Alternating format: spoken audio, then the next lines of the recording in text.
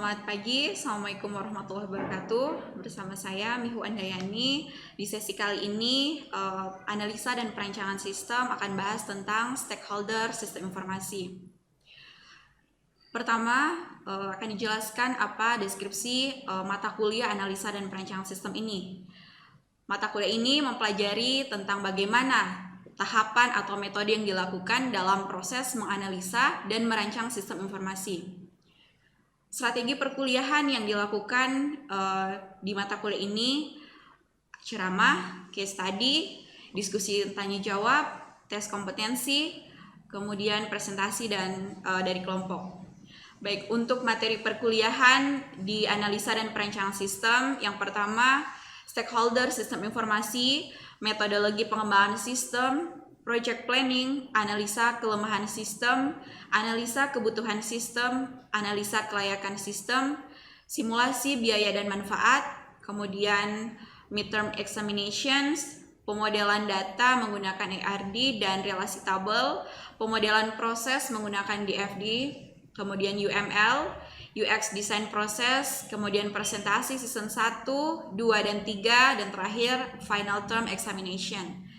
Selanjutnya untuk presentasi penilaian itu ada kehadiran 10%. Ini kalau online berarti dihitung dari kehadiran secara online.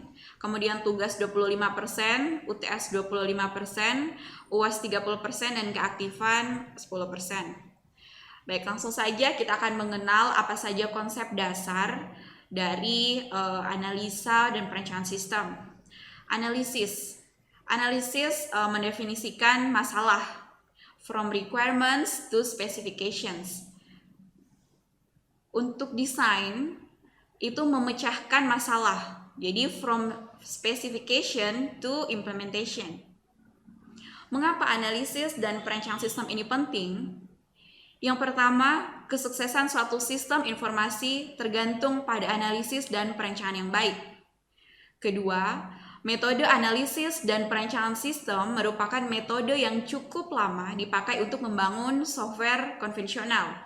Dan yang ketiga, analisis dan perancangan sistem menawarkan profesi baru sebagai seorang analis. Selanjutnya, apa saja tanggung jawab analis? Tanggung jawab seorang analis yaitu bagaimana ia membangun sistem informasi, bagaimana menganalisis kebutuhan dari sistem informasi, bagaimana merancang sebuah sistem informasi berbasis komputer, dan bagaimana memecahkan suatu masalah. Ada beberapa tahapan yang biasa disebut dengan System Development Life Cycle atau biasa disingkat dengan SDLC. Beberapa ahli membagi proses-proses dalam pengembangan sistem ke dalam sejumlah urutan yang berbeda-beda, tapi semuanya akan mengacu pada proses standar dengan tahapan yang pertama analisis, kemudian tahap kedua desain, implementasi, selanjutnya pemeliharaan. System Development Life Cycle ini pada perkembangannya proses-proses standar tadi dituangkan dalam satu metode yang biasa kita kenal dengan SDLC, yaitu metodologi umum dalam pengembangan sistem yang menandai kemajuan dari usaha analisis dan desain. Stakeholder adalah orang yang memiliki kepentingan internal yang memiliki kegiatan bisnis, dalam hal ini sistem informasi. Kategori stakeholder sistem informasi menurut Witten dan kawan-kawan itu terbagi menjadi beberapa bagian. Yang pertama, manajemen sistem informasi, kemudian sistem analis, programmer, end user, supporting end user, business manager, dan teknisi sistem informasi lainnya. Manajer SI berperan dalam mengalokasikan dan mengawasi proyek pengembangan sistem dan keterlibatan langsung dalam proses pengembangan sistem. Untuk manajer sistem, pada departemen IT yang berskala besar, manajer IT biasanya terbagi lagi menjadi manajer-manajer dengan tanggung jawab yang lebih spesifik. Misalnya, manajer untuk keseluruhan Departemen SI, biasa disebut sebagai CIO atau Chief Information Officer, dan berada di bawah presiden atau direktur perusahaan. Kemudian manajer-manajer lain yang memimpin divisi-divisi pada departemen IT, misalnya manajer pengembangan sistem informasi, manajer operasi, manajer programmer sistem informasi, dan lain-lain. Kemudian tugas manajer sistem informasi itu apa? Yang pertama, sebagai pemimpin. Jadi manajer tidak harus terlibat langsung pada proses pembuatan sistem informasi. Kemudian yang kedua itu untuk memonitor pekerjaan dari stakeholder yang lain.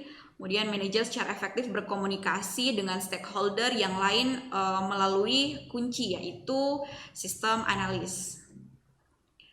Skill apa yang diperlukan menjadi manajer sistem informasi? Yang pertama, kemampuan untuk problem solving. Selanjutnya, mampu membuat budgeting and cost skills. Kemudian scheduling and time management skills, leadership skills, resource management and human relationship skills, marketing contracting, customer relationship skill. Baik, selanjutnya sistem analis. Sistem analis merupakan individu kunci dalam pengembangan sistem informasi yang kegiatannya di sini yang harus paling tahu. Jadi analisis sistem ini tuh akan seperti apa, sistem yang dibangun itu seperti apa. Tugas dari sistem analis itu yang pertama merupakan orang yang paling bertanggung jawab pada proses analis dan perancangan sistem informasi. Kemudian tugas utama juga menentukan bentuk sistem yang akan dibangun nantinya seperti apa. Keputusan inilah yang dibuat oleh seorang sistem analis. Jadi ia harus mampu menentukan format sistem yang akan dibangun, akan berakibat pada gagalnya atau berhasilnya suatu proyek pengembangan sistem. Keahlian apa yang dibutuhkan dari seorang analis? Yang pertama, bisa memahami organisasi yang memerlukan sistem informasi yang akan dibangun. Selanjutnya, bisa memetakan permasalahan yang dihadapi oleh perusahaan. Kemudian mampu untuk menganalisis keperluan pemecahan masalah yang ditemukan lagi setelah menggunakan teknologi berbasis komputer.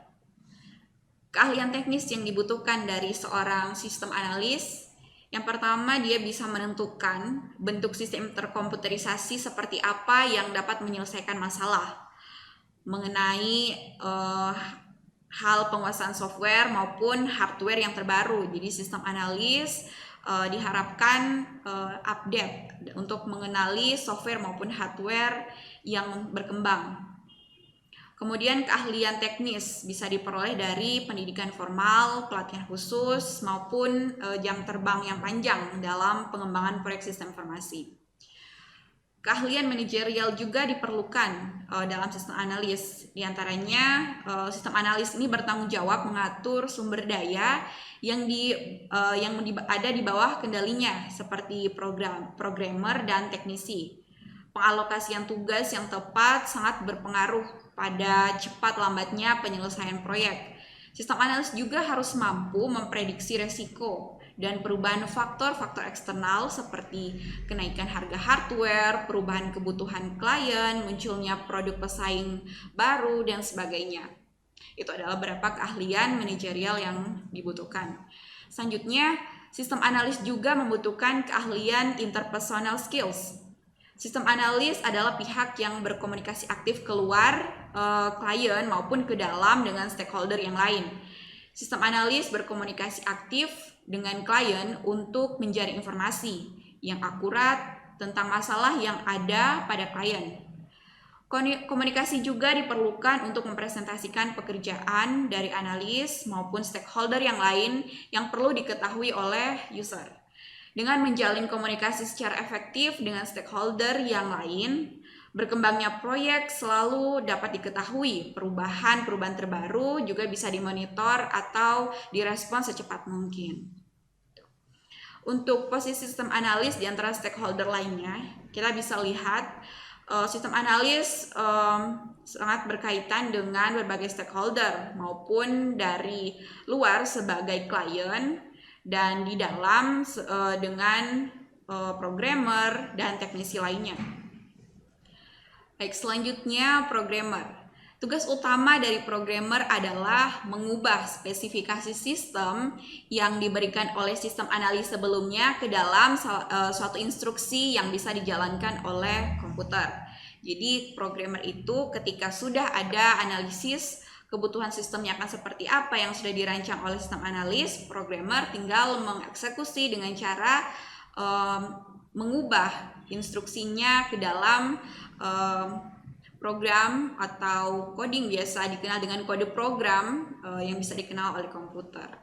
Programmer, langkah mengubah ke dalam kode yang bisa dijalankan komputer ini disebut coding, sedangkan scriptnya itu biasa disebut dengan kode program.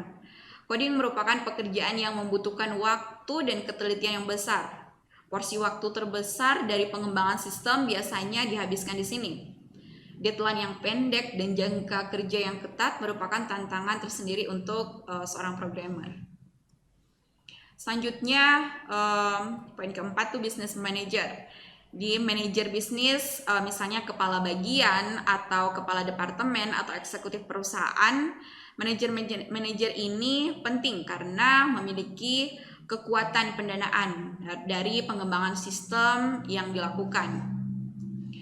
Kemudian teknisi lainnya, masih banyak lagi teknisi lain yang terlibat, contohnya seperti database administrator, kemudian ini diperlukan untuk khususnya dalam transfer data dari database dan seterusnya. Kemudian database manager ini juga bertanggung jawab pada kemajuan data dan keamanan data yang baik dari serangan virus maupun pihak luar yang tidak punya akses untuk melihat dan mengubah data. Teknisi lainnya juga seperti bagian jaringan, kemudian ada teknisi hardware, perangkat lunak. Ini juga perlu dimonitoring agar berjalan dengan baik.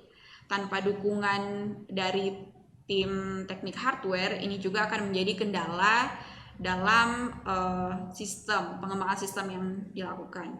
Transfer data juga tidak bisa dilakukan jika media transfernya itu mengalami permasalahan. Untuk itu perlu personil khusus yang ditugaskan merawat hardware maupun infrastruktur jaringannya. Baik, itulah materi pertama tentang stakeholder sistem informasi dari mata kuliah analisa dan perancangan sistem. Sampai jumpa di sesi berikutnya. Assalamualaikum warahmatullahi wabarakatuh.